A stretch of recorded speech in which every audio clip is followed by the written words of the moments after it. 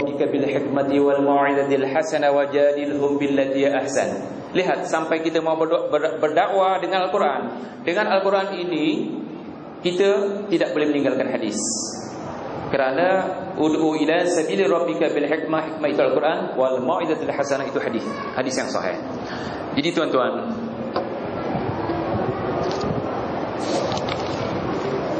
kita ambil kata-kata Ibn Qayyim yang banyak di sini.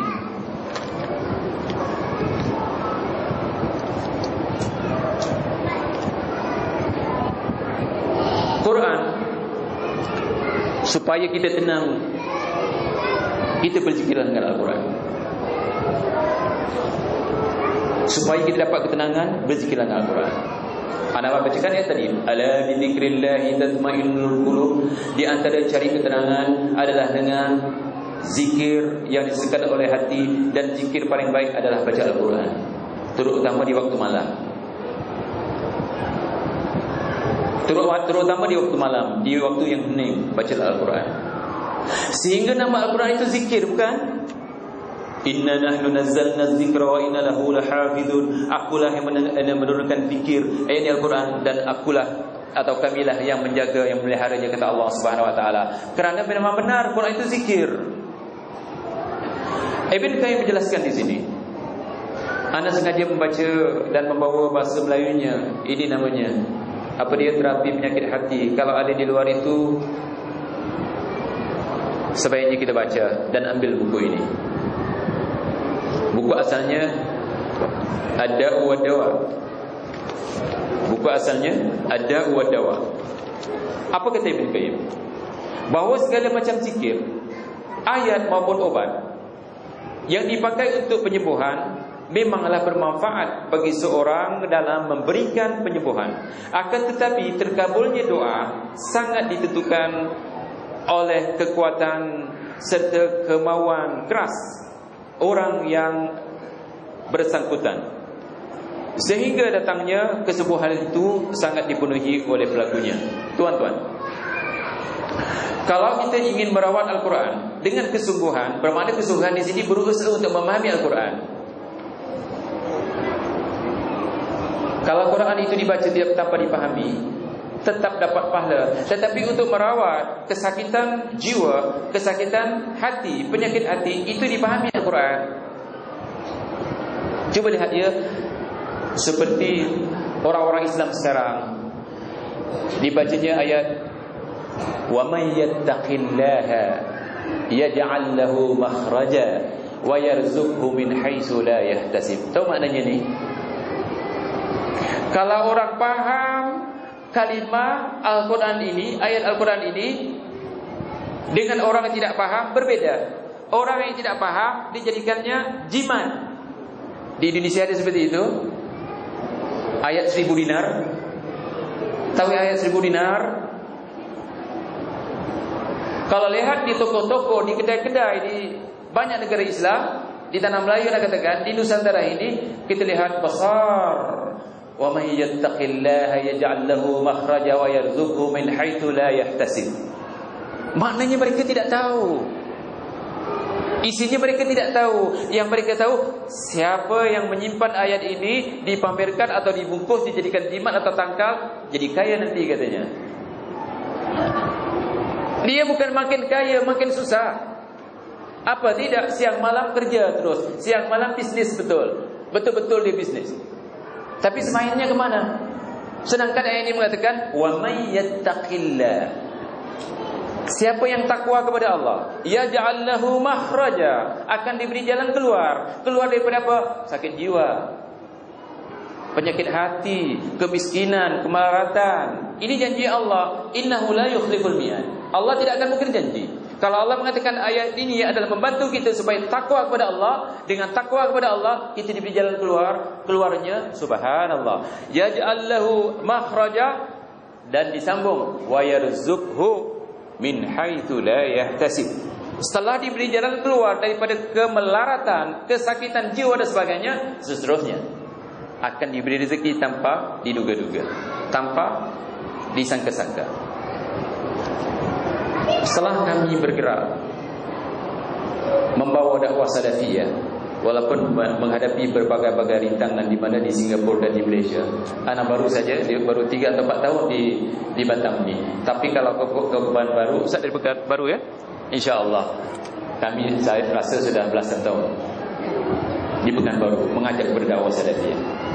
Ramai orang-orang di Singapura itu melarat, sakit jiwanya. Kami rawat dengan Al-Quran, dengan kuliah-kuliah bertalaki seperti ini. Subhanallah, ada di antaranya ikut di sini, mencurah air matanya bila dia dianugerahkan oleh Allah Subhanahu wa taala mampu membeli satu mobil yang mewah.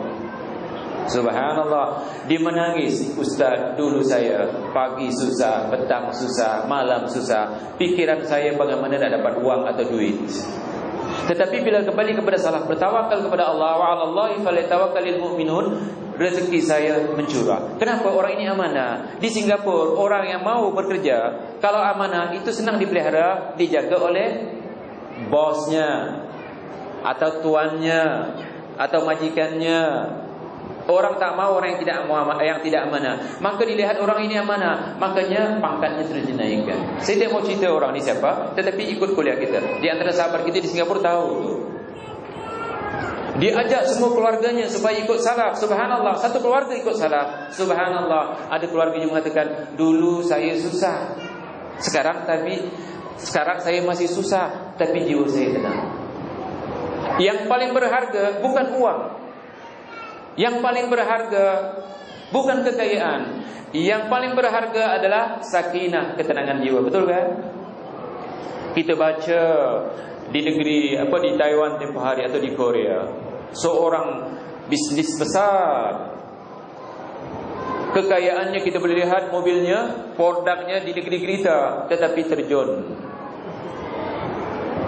Uangnya banyak. Di Amerika kita boleh lihat dalam magazine, kita boleh baca dalam majalah, orang kaya tembak kepalanya, kekayaannya tak habis dimakan. Begitu juga cuba lihat orang-orang kaya di Eropah, kita baca hidupnya bagaimana, kekayaan. Makanya dia mengatakan, saya kaya ini, patut kekayaan jaga saya. Saya sentiasa menjaga kekayaan saya. Faham maksud saya? Dia takut bankrupt.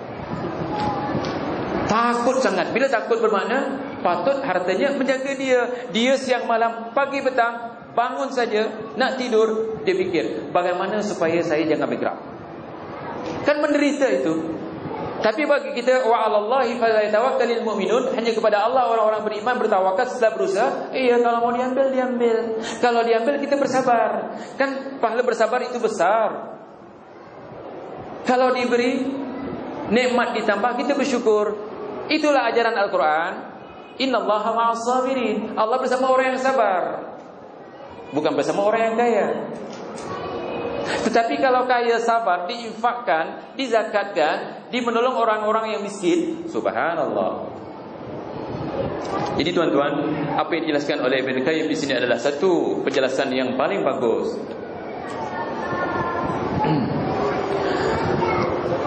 Untuk kita yang di sini,